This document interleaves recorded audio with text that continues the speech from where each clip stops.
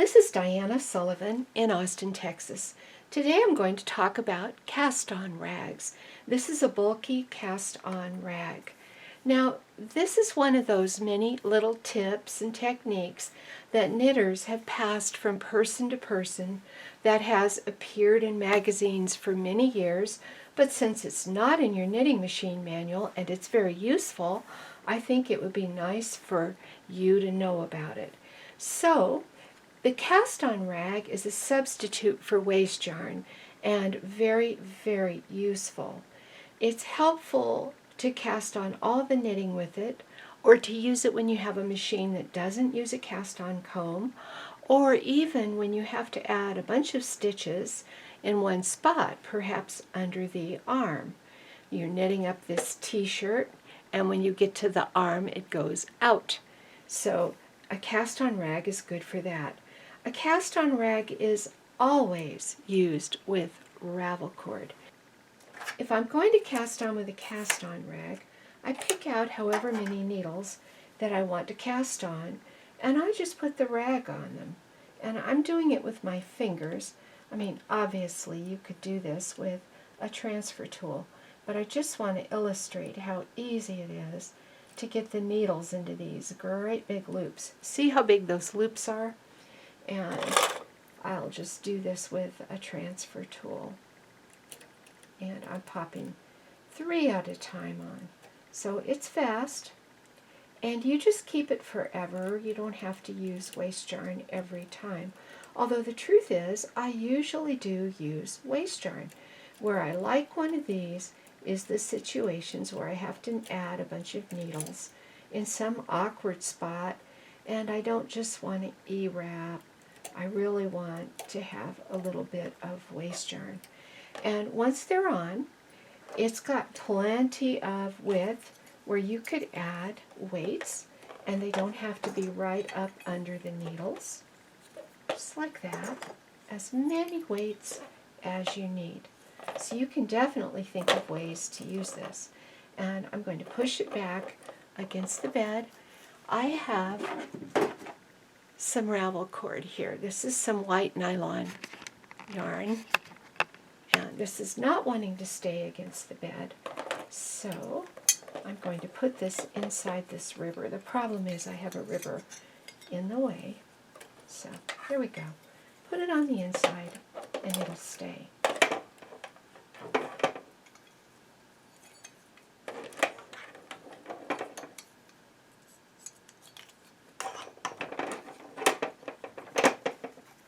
I've got a couple loops here that came off the needles when I did that, but it's really easy to get them back on. Let's grab that loop, put it on a needle. Use a strong yarn for your cast-on rag because you're going to use it over and over. And you know, it's not really a rag. Maybe we should call it a strip. It's just that the machine knitter's slang for years has always been that it's a rag. Now I'm hand feeding some ravel cord.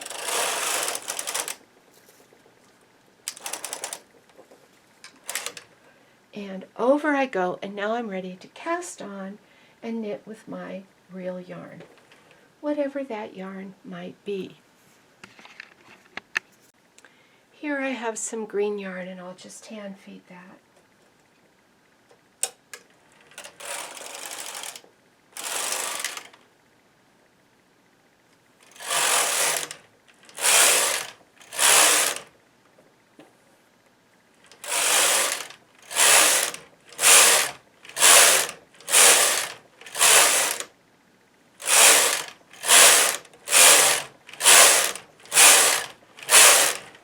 Now, I might want to do a hem.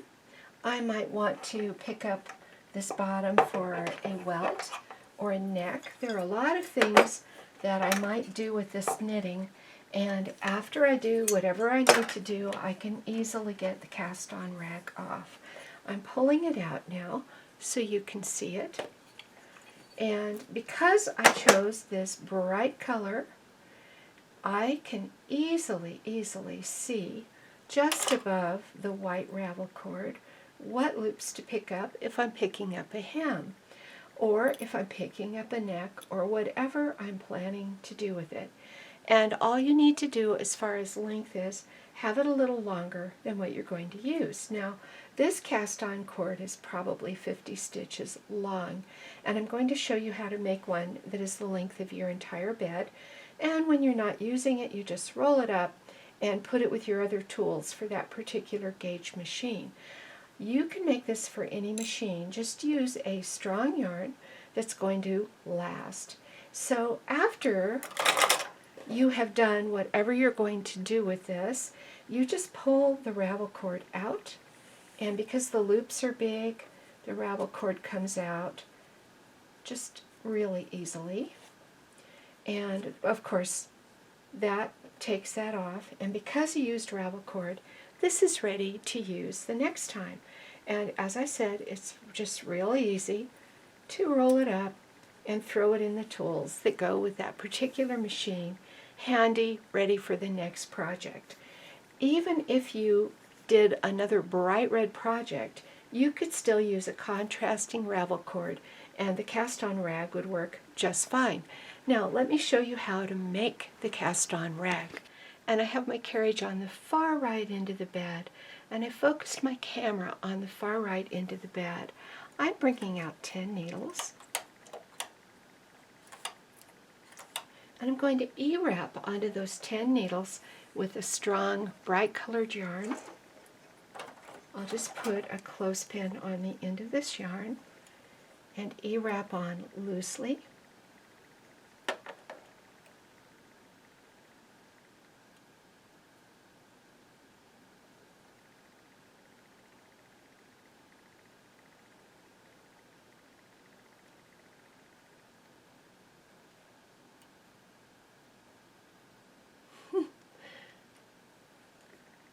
This is hard for me to do because I'm sitting pretty far to the left of where the actual yarn is going, so tricky for me to see.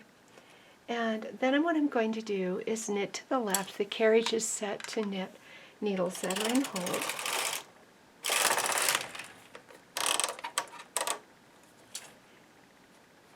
And now that I've knitted to the left, I'm going to put a couple weights on. I'll put one on the left, and I'll put one on the right. And now I'm going to begin the routine for making those big loops along the left and constantly decreasing on the right. You only need a single transfer tool for this job. So what I'm doing is adding a needle on the left. When the yarn lays in there, it'll make that big old loop. My carriage is on the left, so when it goes over, it'll just put yarn in that needle and make a loop. On the right, I'm decreasing.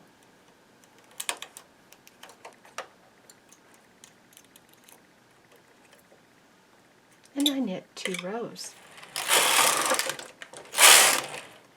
Increase on the left and decrease on the right.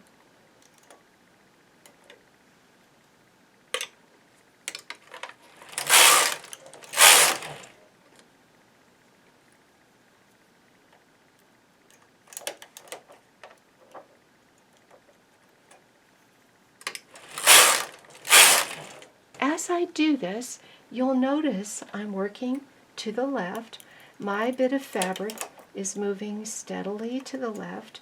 You'll also notice that I haven't even bothered to move the weights.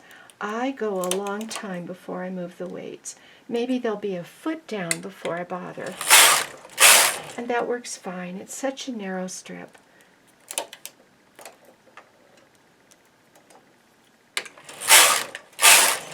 So I'm going to keep going on this, and I'll be back to show you how to move the work when it gets to the left hand end of the bed and you're out of needles, how to get it over to the right hand end so you can put a few more loops on.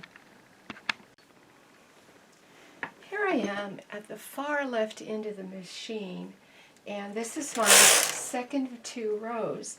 Now this is where I always add the stitch. So there I've added a needle, and I decrease, and then I knit 2 rows, And now I'm out of stitches, but I don't have quite as many as I want. Now this is a great job for a garter bar. I could put these stitches on a garter bar and move them to the left so that I can finish my strip, or I could use waste yarn. Now I'm going to use waste yarn because maybe you don't have a garter bar.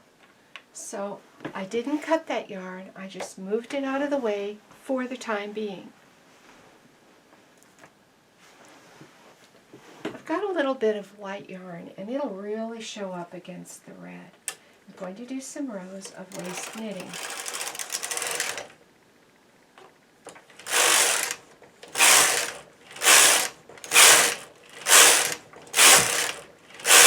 I kind of like 8 rows. 8 rows is plenty. Or I could just use up my piece, but anyway, I'll do the 8 rows. And I take it off. And I put these needles back out of work, and now I'm going to move to the right. I'm using my hands to hold this little strip of knitting, and I've got my carriage. There's no needles in work.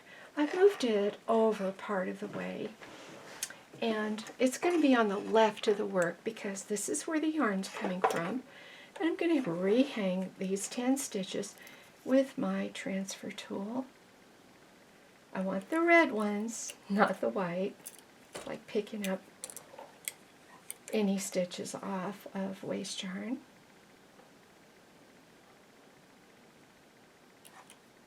And I've got a couple of weights on there, so it's a little bit heavy.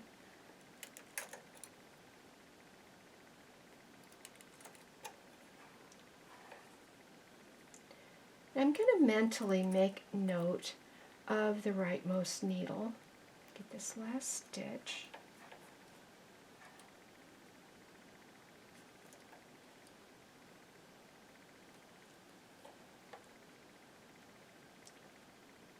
Got it.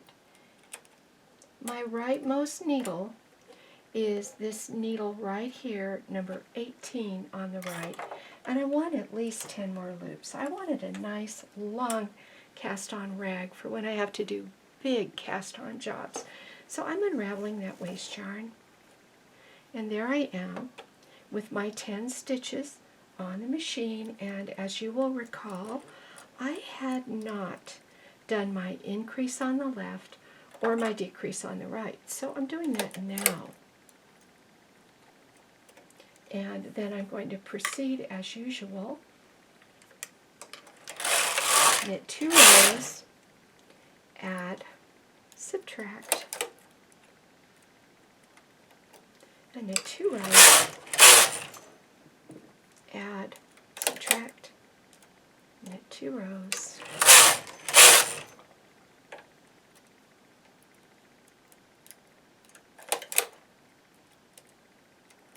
I need to do this a total of 10 times.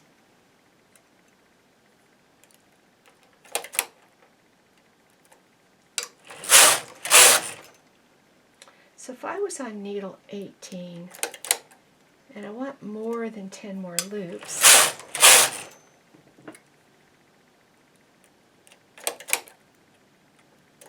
you see now I'm on 11, so I've added about 7 more loops.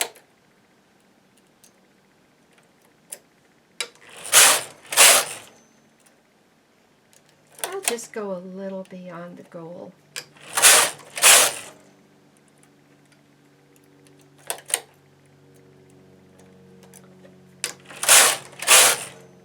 I'll add 2 extra loops. I'll go down to needle 6, which is 12 loops before where I started. And I do this last 2. And now I want to bind off. You can bind off any way you like, and I like to do a loose loop bind off. So I'm bringing these out to hold. I was on tension 8. It isn't going to work for me to just do a loose row because I can't really get loose enough. But I'll bring these to about D position, wrap the yarn over, push them back so they all close, and then I can knit them very loosely.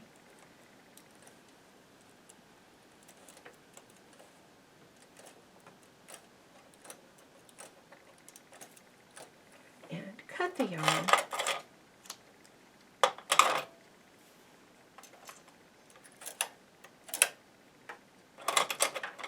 We're going to latch it off.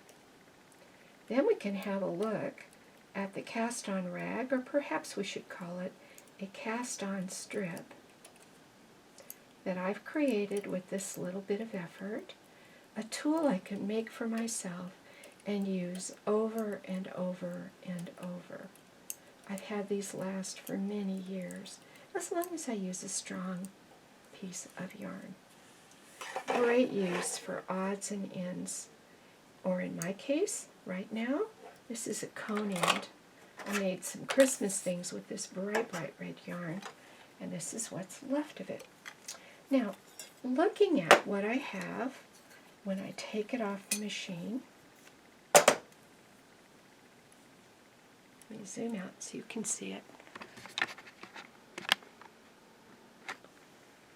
What I have when I take it off the machine is a very, very curled up thing. And you might say, Diana, I thought this was a cast-on strip. That's going to be a nuisance. When I use it, it's going to roll up. Well, my finished one is just the same thing, but I hit it with steam. I unrolled it with my hands and steamed it fairly well, and then it just lies beautifully. And since this is crummy old cheap acrylic yarn, it'll lie flat pretty much forever if I give it a good steaming. So I'll give it a good steaming and be right back. By the way, all I did with the ends was give them a good hard pull and then snip them short. I don't feel any compulsion to finish the ends off in some sort of pretty way.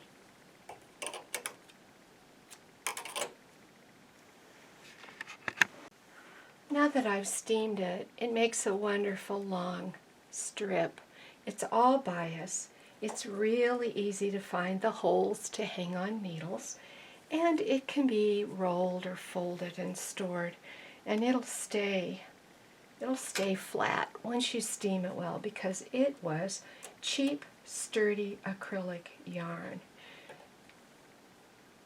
So, a wonderful little tool for you to have on hand that you can make yourself at no cost at all. And a nice gift for a machine knitting girlfriend who may not want to sit and knit her own, or may never have heard of a cast-on rag.